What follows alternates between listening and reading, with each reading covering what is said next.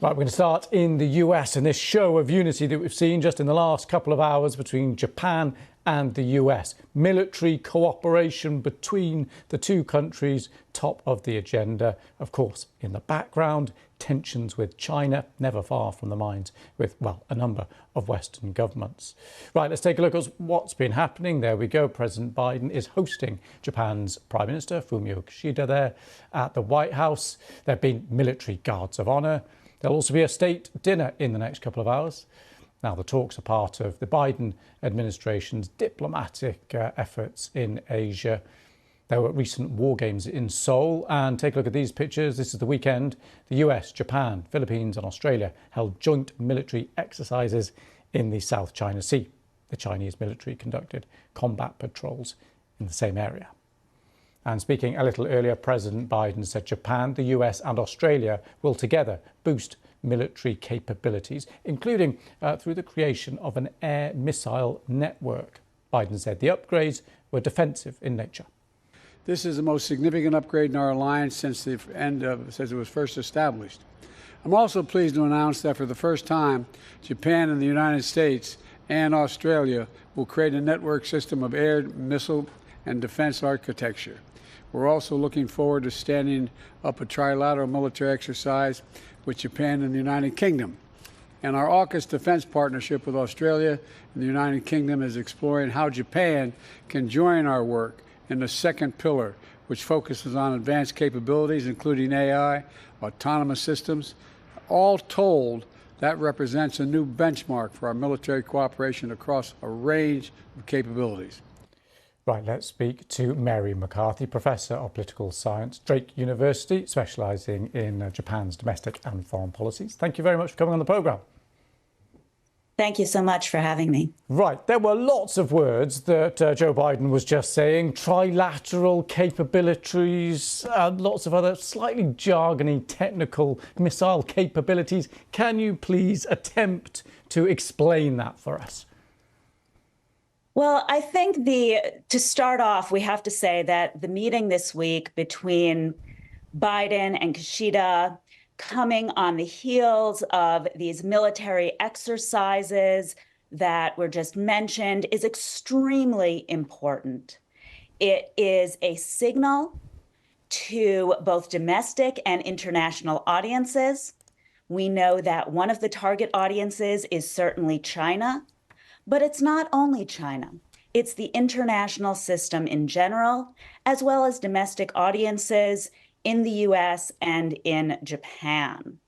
And so I think that the second important thing to really highlight is that the announcements today are not coming out of nowhere, out of the blue. They are the culmination of months of hard work by the Biden and Kishida administrations, as well as the governments in Australia, in the Philippines, and elsewhere. And so this is... Let's just focus on exactly that. The mention there of Australia, the mention of the UK. Britain will hold regular joint military exercises in the Indo-Pacific with the US and Japan from 2025 to boost security in the region. That's from the Ministry of Defence here in the UK. That role with Australia too, as well as Japan. Where does all this leave China? So I think it has become increasingly clear that so-called like-minded states in the Asia-Pacific are cooperating and coordinating more closely, certainly on defense and security, but also on what is now called economic security, resilient supply chains, closer economic relationships. And we see Japan and Australia both taking clear steps to be in lockstep with the US with regard to its position in the Asia-Pacific, and seeing China today as a strategic challenge or perhaps even a strategic threat, whereas previously there was a lot more efforts on the part of Japan and Australia to enhance the partnership elements of their relationships with China. Yeah, lots of political discourse based around the difference between the word challenge and threat. We haven't got time to go into that now because I want to talk about space. That was mentioned. Astronauts, US-Japan cooperation. Is this something we should read anything into? It is. I think it represents two important elements of the US-Japan relationship. One is that the relationship is multifaceted. It is not only a security relationship. It is not only an economic relationship.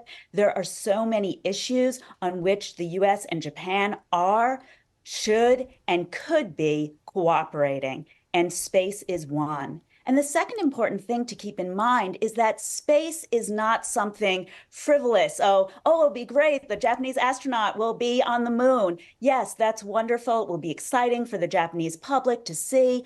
But it's really important to keep in mind that space is an element of international peace and security, and that US and Japan cooperating in space is also an element of their defense and security relationship.